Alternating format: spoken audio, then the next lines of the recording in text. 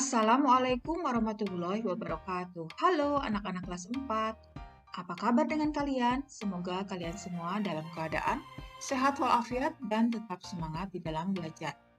Kali ini kita akan belajar tema 8, daerah tempat tinggalku, subtema 3, bangga terhadap daerah tempat tinggalku, pembelajaran 3. Marilah kita awali dengan membaca basmalah terlebih dahulu. Bismillahirrahmanirrahim. Pembelajaran 3. Pada waktu liburan, Siti pulang ke kampung halaman ibunya di Yogyakarta. Siti mengunjungi neneknya. Rumah nenek Siti dekat dengan pantai.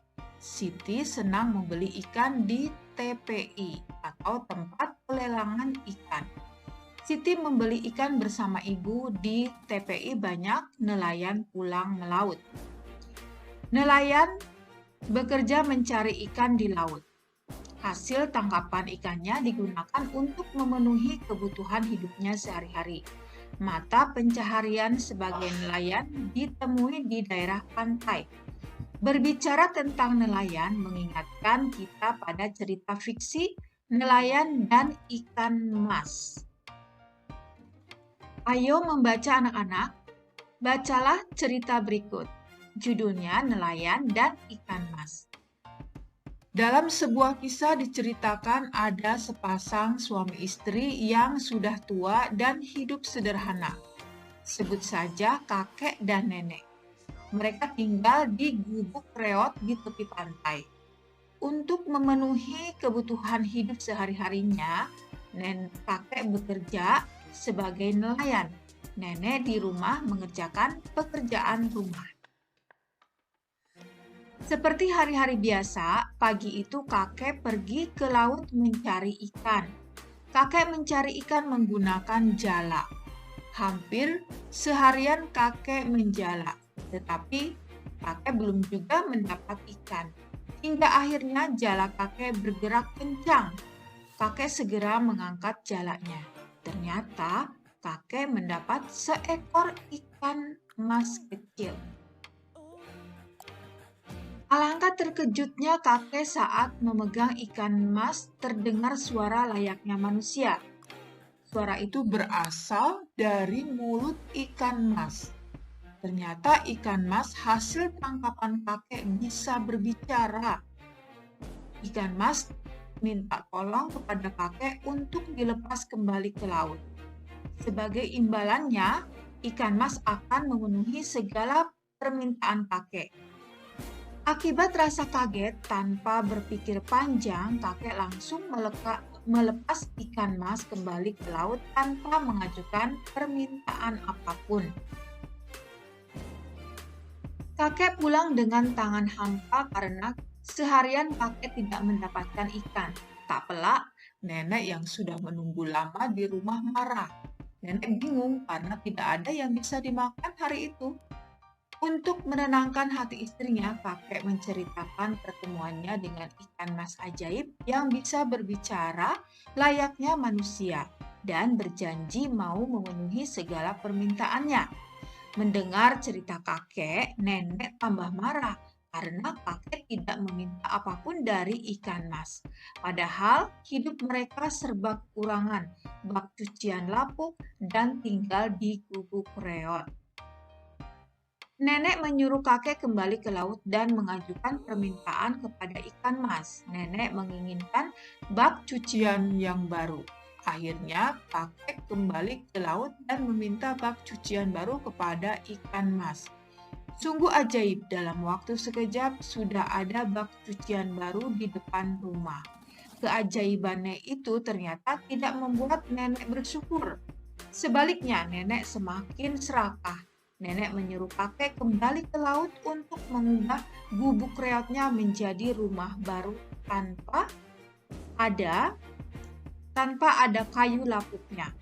Kakek pun menuruti keinginan nenek. Kembalilah kakek ke laut menemui ikan mas dan menyampaikan keinginan istrinya. Lagi-lagi terjadi keajaiban. Sepulang dari laut, rumah kakek sudah berubah menjadi rumah baru tanpa ada kayu lapuknya. Sang nenek masih saja tidak puas dengan rumah barunya. Banyak permintaan yang nenek ajukan, mulai dari istana, menjadi penguasa provinsi atau gubernur, dan menjadi ratu. Semua sudah kakek sampaikan kepada ikan mas dan terkabulkan. Dasar manusia serakah, ia ingin meminta lebih. Akhirnya nenek menyuruh kakek minta kepada ikan mas agar nenek menjadi dewi laut dan ikan mas menjadi pelayannya. Mendengar permintaan itu, ikan mas tidak menjawab apapun dan langsung kembali berenang ke laut. Ketika kakek pulang ke rumahnya, ia tidak melihat lagi istana dan pelayan-pelayan istrinya. Kakek hanya melihat gubuk reot dengan beberapa kayu lapuknya. Sementara nenek tampak duduk melamun memandangi bak cucian yang lapuk seperti sedia kala. Penyesalan atas keserakahan nenek pun tiada guna. Berdasarkan cerita di atas, jawablah pertanyaan berikut. Mengapa cerita nelayan dan ikan mas disebut sebagai cerita fiksi? Ya, jawabannya karena menceritakan sesuatu yang bersifat rekaan atau hayalan, sesuatu yang tidak benar-benar terjadi atau tidak ada, sehingga cerita jenis ini tidak perlu dicari kebenarannya. Kemudian yang kedua, siapa sajakah tokoh-tokoh yang ada dalam cerita nelayan dan ikan mas? Ya, tokoh cerita nelayan dan ikan mas adalah kakek nelayan, istrinya, dan ikan mas. Kemudian pertanyaan ketiga, bagaimanakah sifat dari tokoh-tokoh dalam cerita nelayan dan ikan mas? Ya, kakek nelayan mempunyai sifat baik dan tidak serakah. Nenek mempunyai sifat jelek karena sangat serakah. Ikan mas mempunyai sifat baik. Hikmah apa yang bisa kamu petik dari cerita nelayan dan ikan mas? Hikmahnya, kita tidak boleh serakah. Kita harus bersyukur atas apa yang sudah kita miliki. Keserakahan hanya akan membawa kehancuran dan penyesalan. Sikap apakah yang harus kita hindari agar kita bisa bersyukur atas nikmat Tuhan yang Maha Esa? Ya, sikap yang harus dihindari adalah serakah, tidak pernah puas, dan sombong. Berdasarkan cerita nelayan dan ikan mas, kamu dapat memahami adanya tokoh dan peran tokoh.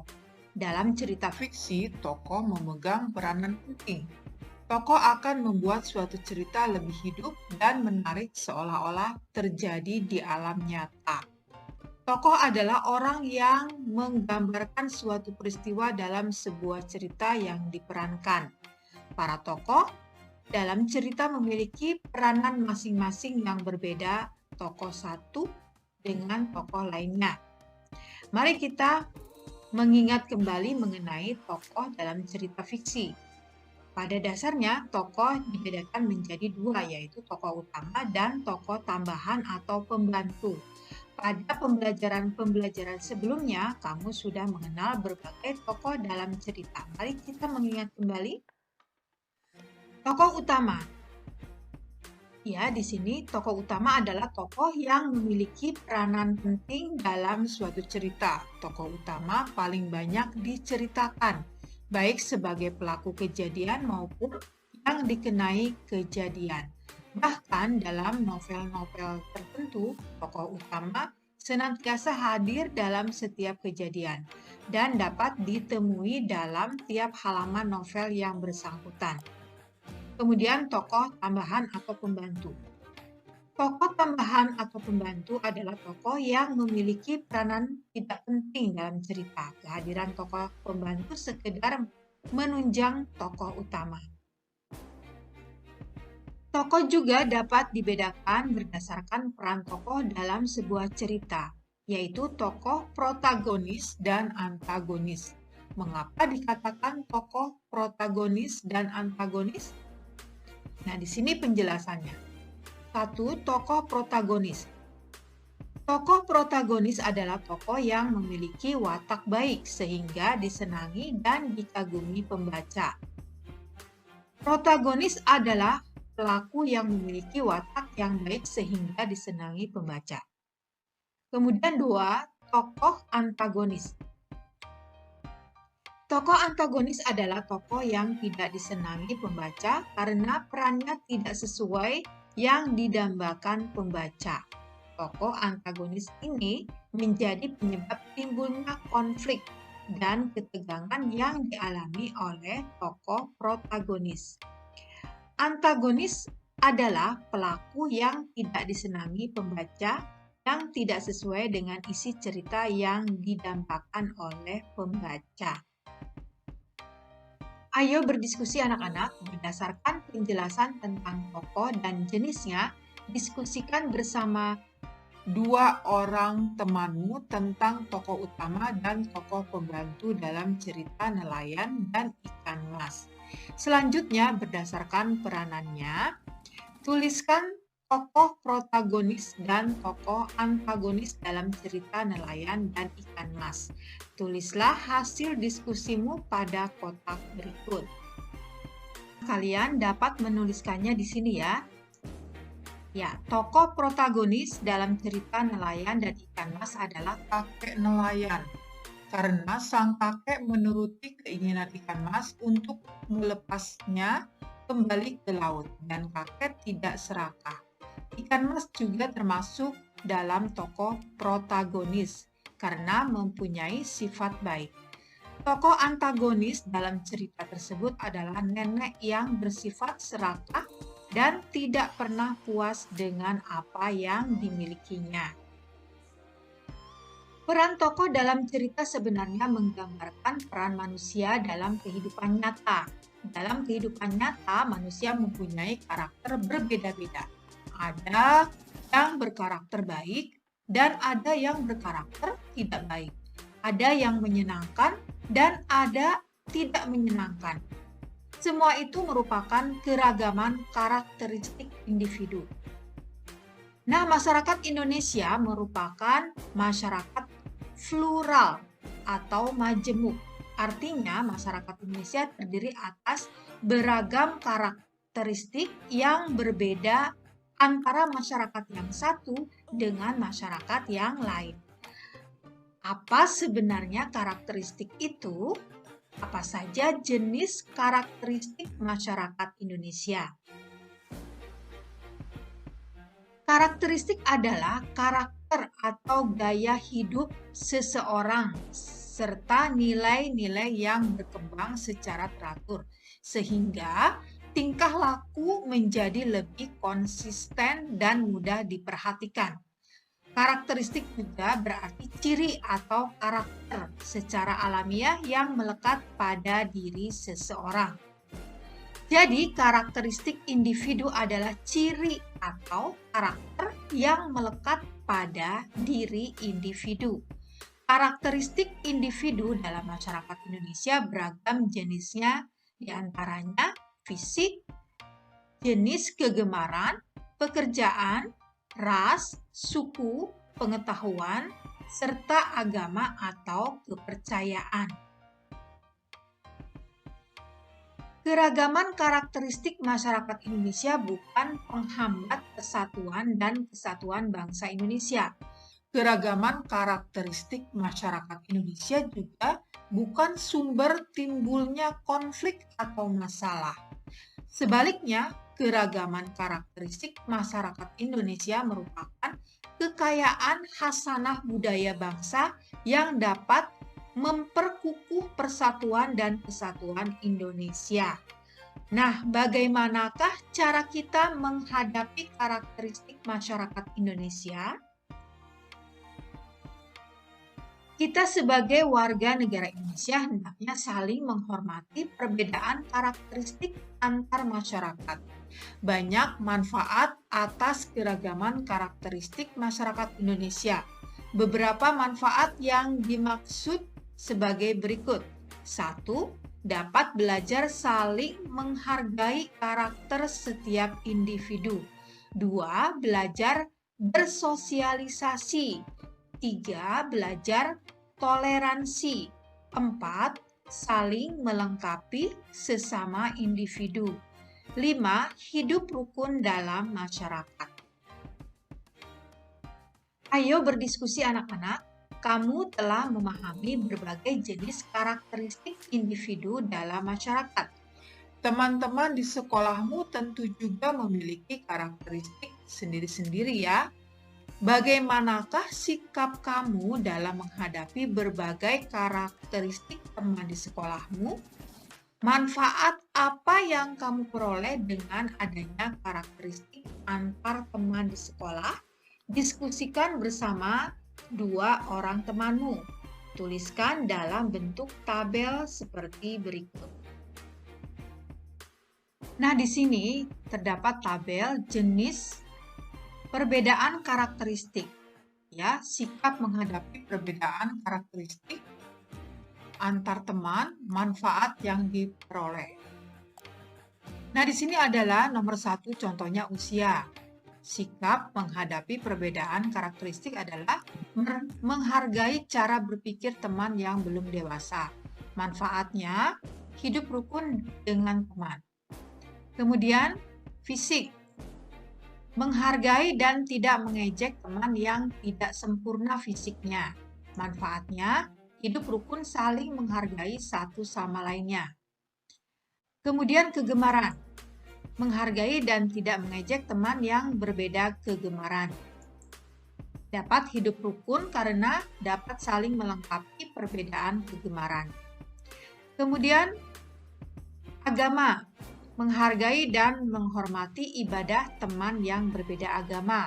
Manfaatnya dapat hidup rukun karena dapat saling menghormati dan menghargai.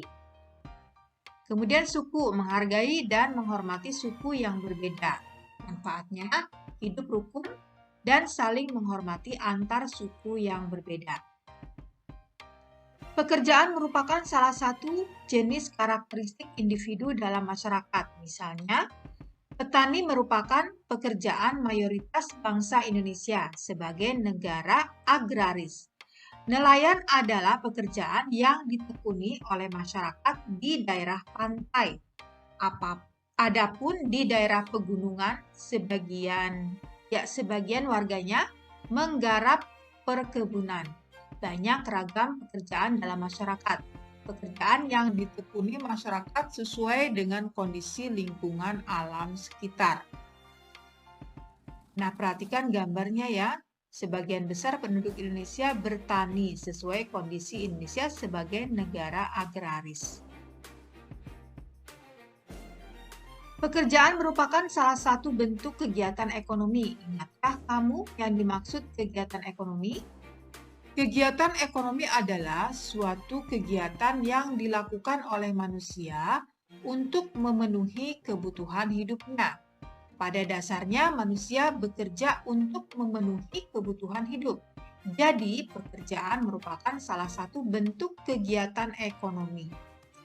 Pada dasarnya, pekerjaan dibedakan menjadi 2, yaitu sebagai berikut. Pekerjaan yang menghasilkan barang. Pekerjaan yang menghasilkan barang adalah pekerjaan yang menghasilkan suatu barang yang bisa dipergunakan oleh seseorang. Contohnya, petani menghasilkan padi dan jagung, nelayan menghasilkan ikan, peternak menghasilkan daging, susu, dan wol, penjual kue, dan perajin.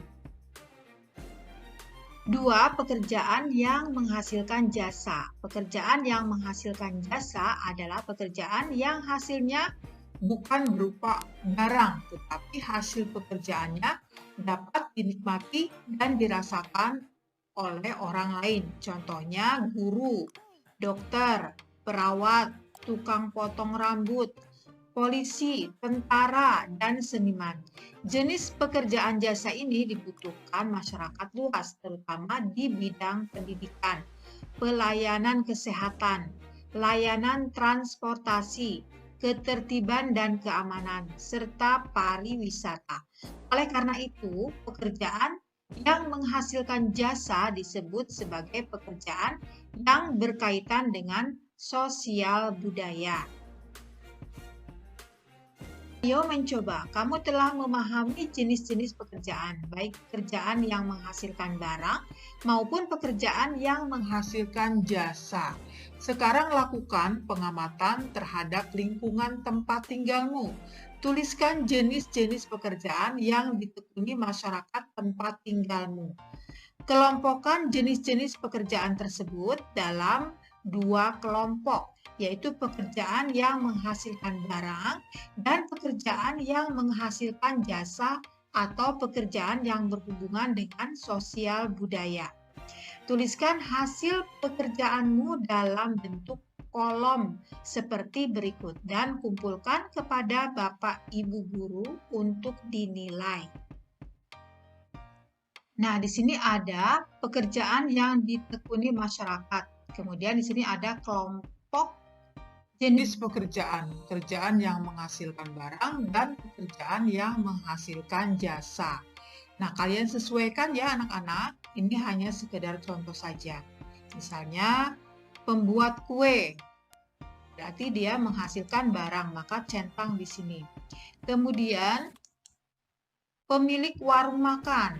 Maka kalian boleh mencentang di sini ya, karena menghasilkan barang, yaitu masakan atau makanan ya. Kemudian guru pekerjaan yang menghasilkan jasa, maka dicentang di sini. Kemudian polisi adalah betul, pekerjaan yang menghasilkan jasa. Nah, kalian boleh dengan pekerjaan-pekerjaan yang lain ya. Ayo renungkan. Keragaman karakteristik individu dalam masyarakat mempunyai peranan penting bagi kehidupan bersama. Manusia sebagai makhluk sosial selalu membutuhkan orang lain. Tidak ada seorang pun yang dapat memenuhi kebutuhannya sendirian. Coba renungkan hal berikut. Bagaimana jika dalam kehidupan masyarakat tidak ada petani? Apakah kita bisa memenuhi kebutuhan pangan secara terjangkau? Nah, sekarang bagaimana seharusnya kamu menyikapi keragaman karakteristik individu dalam masyarakat, terutama dalam hal pekerjaan warga masyarakat? Nah, di sini hasil renungannya, contohnya ya, harus mensikapi dengan bijak perbedaan karakteristik pekerjaan masyarakat. Misalnya, terhadap pekerjaan sebagai polisi, harus kita hargai dengan mengikuti aturan ketika Pak Polisi sedang mengatur lalu lintas di jalan. Nah, ini hanya sekedar contoh ya, kalian bisa memberikan contoh yang lain. Kemudian, apakah kamu bangga dengan keragaman pekerjaan di lingkungan tempat tinggalmu? Mengapa demikian? Hasil renungannya contohnya, bangga karena adanya keberagaman karakteristik dalam masyarakat, maka kita bisa saling melengkapi dan hidup secara normal. Nah, di sini ada kerjasama dengan orang tua. Apa pekerjaan orang tuamu? Apa cita-citamu kelak? Tentu ada keragaman pekerjaan dalam keluargamu, bukan? Kamu hendaknya bisa bekerja sama dengan orang tuamu terkait dengan keragaman pekerjaan dalam keluargamu. Bagaimanakah cara yang dapat kamu lakukan sebagai bentuk pencerminan sikap bekerja sama dengan orang tua atas perbedaan pekerjaanmu dan orang tuamu? Diskusikan dengan anggota keluargamu, lalu tuliskan pendapatmu dan keluargamu dalam kolom berikut. Ya, silahkan ya, ini kerjasama dengan orang tua. Nah, anak-anak, sampai di sini dulu pertemuan kita untuk kali ini ya. Terima kasih kalian sudah menonton videonya. Semoga bermanfaat dan bisa memberikan pemahaman terhadap kalian tentang materi pembelajaran kita yang sudah kita ikuti bersama tadi ya. Marilah kita tutup dengan membaca hamdalah bersama-sama. Alhamdulillahirrabbilalamin. Assalamualaikum warahmatullahi wabarakatuh. Sampai jumpa lagi di video berikutnya ya.